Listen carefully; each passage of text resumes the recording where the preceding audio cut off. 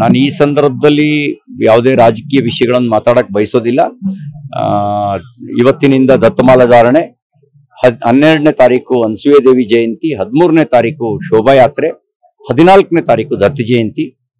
ನಾನು ಎಲ್ರಿಗೂ ಕರೆ ಕೊಡ್ತೀನಿ, ಯಾರ್ಯಾರಿಗೆ ಆಸ್ಥೆ ಇದೆ, ಯಾರ್ಯಾರು ನಾವು ಒಂದಾಗಿದ್ರೆ ಮಾತ್ರ ನಮಗೆ ಭವಿಷ್ಯ ಅನ್ನೋದು ತತ್ವದ ಮೇಲೆ ನಂಬಿಕೆ ಇಟ್ಟಿದ್ದಾರೆ, ಅವರೆಲ್ಲರೂ ಕೂಡ ಈ ಒಂದು ಭಕ್ತಿಯ, ಶಕ್ತಿಯ, ಮುಕ್ತಿಯ ಆಂದೋಲನದಲ್ಲಿ ಪಾಲ್ಗೊಳ್ಬೇಕು ಅಂತ ಹೇಳಿ ವಿನಂತಿ ಮಾಡ್ತೇನೆ.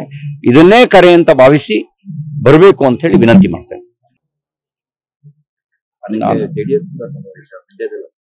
ನಾನು ಈ ಸಂದರ್ಭದಲ್ಲಿ ಯಾವುದೇ ರಾಜಕೀಯ ವಿಷಯಗಳನ್ನು ಮಾತಾಡಕ್ಕೆ ಬಯಸೋದಿಲ್ಲ.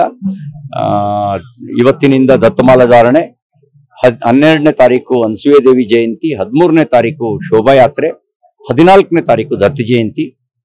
ನಾನು ಎಲ್ರಿಗೂ ಕರೆ ಕೊಡ್ತೀನಿ, ಯಾರ್ಯಾರಿಗೆ ಆಸ್ಥೆ ಇದೆ, ಯಾರ್ಯಾರು ನಾವು ಒಂದಾಗಿದ್ರೆ ಮಾತ್ರ ನಮಗೆ ಭವಿಷ್ಯ ಅನ್ನೋದು ತತ್ವದ ಮೇಲೆ ನಂಬಿಕೆ ಇಟ್ಟಿದ್ದಾರೆ, ಅವರೆಲ್ಲರೂ ಕೂಡ ಈ ಒಂದು ಭಕ್ತಿಯ, ಶಕ್ತಿಯ, ಮುಕ್ತಿಯ ಆಂದೋಲನದಲ್ಲಿ ಪಾಲ್ಗೊಳ್ಬೇಕು ಅಂತ ಹೇಳಿ ವಿನಂತಿ ಮಾಡ್ತೇನೆ.